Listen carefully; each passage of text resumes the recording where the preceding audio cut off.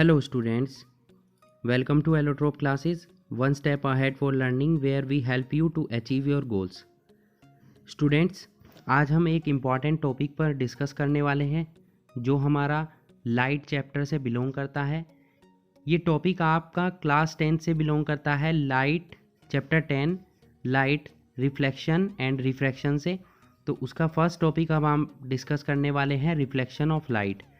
Important topic है exam point of view से, exam में इससे रिलेटेड कोई ना कोई क्वेश्चन ज़रूर पूछा जाता है। तो आज हम इसी टॉपिक को पढ़ने वाले हैं। ओके स्टूडेंट्स, तो आइए देखते हैं रिफ्लेक्शन ऑफ लाइट का मीनिंग क्या होता है। तो जब भी किसी ऑब्जेक्ट के सरफेस पर कोई भी लाइट आकर टकराती है तो कुछ लाइट रेज या सभी लाइट रेज उसी पाथ से वापस चली जाती हैं टकराने के बाद जिससे वो आई होती हैं। Means the process of sending back the light rays which fall on the surface of the object is called reflection of light. Okay, जैसे कि आप यहाँ पर बहुत सारे एग्जाम्पल हमने लिए हुए हैं। एक एग्जाम्पल ये है कि आप पानी में किसी भी ऑब्जेक्ट की इमेज देख सकते हैं, वो रिफ्लेक्शन ऑफ लाइट का ही एग्जाम्पल है। लाइट जो सनलाइट हमारी आती है उसके रिफ्लेक्शन के थ्रू हमें वाटर में किसी भी ऑब्जेक्ट की इमेज दिखाई देती है। जैसे कि आप इसी पिक्चर में देख सकते हैं, आपको माउंटेन की इमेज दिखाई दे रही है वाटर में, तो वो रिफ्लेक्शन ऑफ लाइट की वजह से ही दिखाई दे रही है। यहाँ आप देख सकते हैं कि सनलाइट आ रही है और वो जब भी किसी ऑब्जेक्ट पर टकराती हैं, जैसे कि यहाँ पर एक ऑब्जेक्ट है हमारा ट्री, तो उस ट्री से टकराने के बाद वो लाइट रेज हमारी आँखों से टकराती हैं जिससे कि हम उस ट्री को देख पाते हैं। तो ये भी हमारा रिफ्लेक्शन ऑफ लाइट का ही एग्जाम्पल है। यहाँ आप देख सकते हैं सनलाइट जब भी किसी ट्री पर पड़ती है या किसी ऑब्जेक्ट पर तो उस ऑब्जेक्ट की शैडो बन जाती है, तो वो भी एग्जाम्पल है हमारा रिफ्लेक्शन ऑफ लाइट का ही। यहाँ आप देख सकते हैं हमने मिरर का एग्जाम्पल लिया है। मिरर में एक पॉइंट लिया है हमने O, तो A पॉइंट से हमारी लाइट रेज चल रही हैं जो AO आकर टकराती हैं हमारी एक मिरर से और रिफ्लेक्ट होने के बाद वो वापस चली जाती हैं OB रे की फॉर्म में। तो इस तरीके से आप देख सकते हैं कि लाइट का रिफ्लेक्शन होता है किसी मिरर से टकराने पर। तो जब भी कोई लाइट का बीम, बेसिकली जब बहुत सारी लाइट रेज एक साथ टकराती है तो उसे हम बोलते हैं बीम ऑफ लाइट। जैसा कि हमने देखा लास्ट पिक्चर में, यहाँ AO, जो AO है लाइट की रे, वो मिरर के A ऑब्जेक्ट से टकराती है और OB डायरेक्शन में वो वापस चली जाती है मिरर से टकराने के बाद। तो इस तरीके से हम कह सकते हैं कि मिरर ने रिफ्लेक्शन किया है, जो बीम ऑफ लाइट उससे टकराया था उसका रिफ्लेक्शन किया है और उन्हें वापस भेज दिया है किसी अनदर पाथ पर। ओके, तो यहाँ पर हम रिफ्लेक्शन ऑफ लाइट को कंपैरिजन कर सकते हैं। जैसे कि टेनिस बॉल, जब हम टेनिस बॉल को हिट करते हैं तो हिट करने के बाद वो बॉल से टकराने के बाद बैक बाउंसिंग के थ्रू हमारे पास वापस आ जाती है। तो ये सेम उसी तरीके से है जैसे कि टेनिस बॉल आपकी वॉल से रिफ्लेक्ट होकर वापस आती है। फॉर एग्जांपल, जैसे कि हम टेनिस बॉल को वॉल से टकरा रहे हैं, हिट कर रहे हैं टेनिस बॉल को, तो वो वॉल से टकराने के बाद वापस आ जाती है। इसी तरीके से लाइट रेज भी किसी ऑब्जेक्ट के सरफेस से जब टकराती हैं तो वो वापस आ जाती हैं और इस तरीके से हम कह सकते हैं कि ऑब्जेक्ट ने लाइट को रिफ्लेक्ट किया है। जितने भी आपके मोस्ट ऑफ द ऑब्जेक्ट्स हैं वो लाइट को रिफ्लेक्ट कर सकते हैं।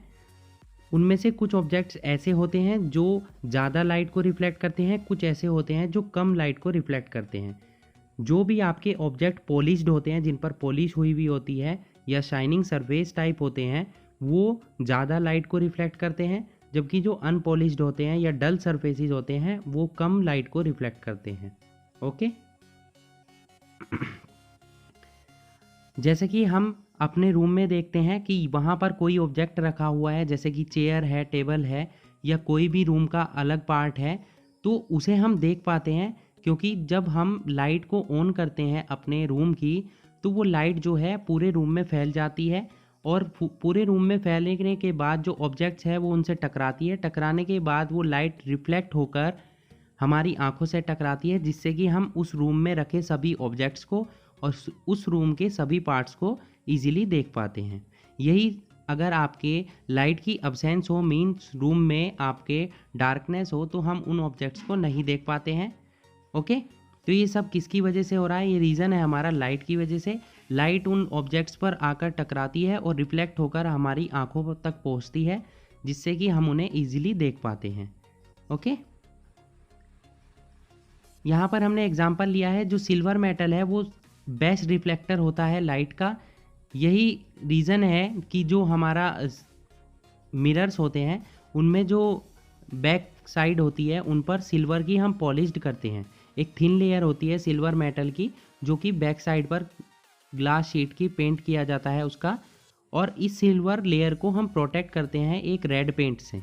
ठीक है, लेकिन अब क्या है, अब जो मिरर यूज़ हो रहे हैं उन पर क्या है कि सिल्वर मेटल का हम पॉलिशिंग नहीं करते हैं, क्योंकि सिल्वर मेटल काफ़ी कॉस्टली होती है और कुछ टाइम बाद इसकी जो लेयर होती है वो क्या हो जाती है, वो रफनेस आ जाती है उसमें और वो कुछ टाइम बाद ख़राब हो जाती है। ठीक है, तो अब हम क्या करते हैं, अब सिल्वर मेटल की जगह वहाँ पर यूज़ हो रहा है उसके रिप्लेस में एल्यूमिनियम मेटल की, क्योंकि एल्यूमिनियम मेटल आपकी चीप है और वो ईज़िली कोरोड भी नहीं होती है। यहाँ आप देख सकते हैं हमने एक प्लेन मिरर दिया है, इसकी फ्रंट साइड आप देख सकते हैं और बैक साइड देख सकते हैं। तो बैक साइड पर इसकी सिल्वर की कोटिंग हुई है, जिसके ऊपर रेड कलर का पेंट हुआ होता है, जो कि उस कोटिंग को प्रोटेक्ट करता है। आपने देखा होगा कि घर में अगर कभी मिरर टूटता है तो उसके बैक साइड पे आप देखते हैं कि एक रेड कलर का पेंट होता है, तो वही पेंट हमारा सिल्वर कोटिंग को या एल्यूमिनियम कोटिंग को प्रोटेक्ट करता है। यहाँ सेकंड इमेज में आप देख सकते हैं, ये जो डैश्ड लाइन आपको दिखाई दे रही है यही हमारा पेंट है। ओके, ये आपका फ्रंट साइड है जो आपको प्लेन दिखाई दे रहा है, और बैक साइड में इसकी जो लाइंस दिखाई दे रही है हमारा पेंट टाइप है। ओके, तो मैंने आपको बताया कि अब हम डिपॉजिटिंग के लिए थिन कोटिंग यूज़ कर रहे हैं एल्यूमिनियम मेटल की, ना कि सिल्वर कोटिंग की, क्योंकि सिल्वर मेटल आपकी ज़्यादा कॉस्टली होती है और एल्यूमिनियम मेटल आपकी चीप होती है और वो ईज़िली कोरोड भी नहीं होती है, और वो ईज़िली लाइट को क्या कर देती है, अच्छे से रिफ्लेक्ट कर सकती है। यही रीज़न है जो हमारे ड्रेसिंग टेबल्स हम घर में यूज़ करते हैं, हम उसमें जो मिरर लगा हुआ आता है उससे अपने फेस को देख सकते हैं। तो ये सभी एग्जाम्पल हमारे रिफ्लेक्शन ऑफ लाइट के हैं जो हम अपनी डेली लाइफ में देखते हैं। जैसे कि आप देख सकते हैं हम अपनी एवरीडे लाइफ में प्लेन मिरर्स की हेल्प से अलग अलग शेप्स को, अलग अलग साइज़ को देख सकते हैं, जो कि हम यूज़ करते हैं।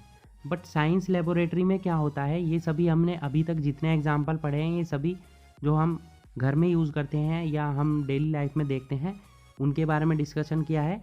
साइंस लेबोरेटरी में थोड़ा सा डिफरेंस होता है।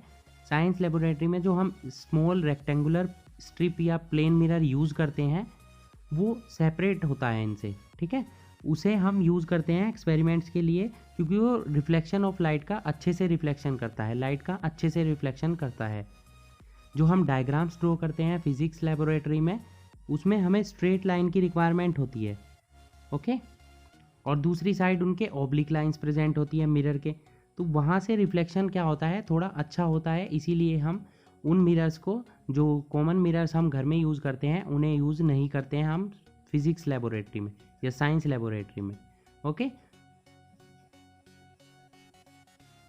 तो यहाँ पर हम देख सकते हैं, हम कह सकते हैं कि जो लाइट हैं, रेज ऑफ लाइट हैं, उनकी हेल्प से हम साइंस लेबोरेटरी में रे डायग्राम्स का फॉर्मेशन करते हैं।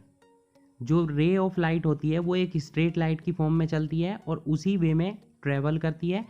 इस रे का जो एरो का हेड होता है वो हम स्ट्रेट लाइंस की डायरेक्शन हमें बताता है कि किस डायरेक्शन में आपकी रे ऑफ लाइट जा रही है।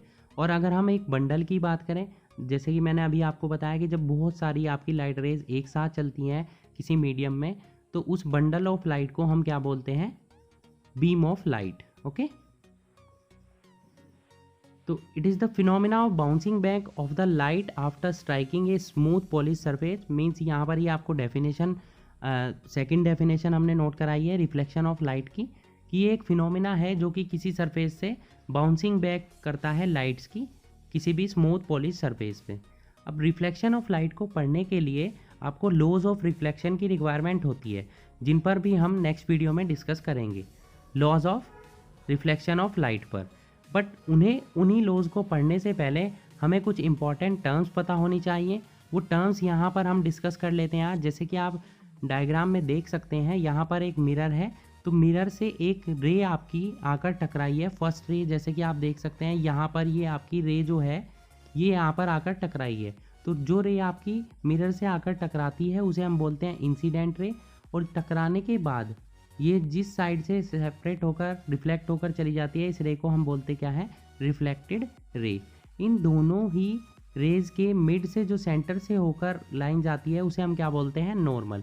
बट इसे हम नॉर्मल रे नहीं बोलेंगे, ये केवल परपेंडिकुलर या पैरेलल सरफेस होता है इन इंसिडेंट रे और रिफ्लेक्टेड रे के बीच में। इसे हम नॉर्मल रे नहीं बोलेंगे, केवल नॉर्मल बोलते हैं।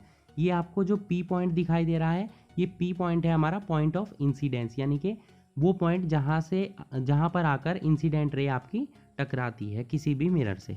ओके, तो यहाँ इनकी डेफिनेशन देखिए आपने। इंसिडेंट रे क्या होता है, the ray of light falling on the surface, वो रे जो सरफेस पर आकर टकराती है।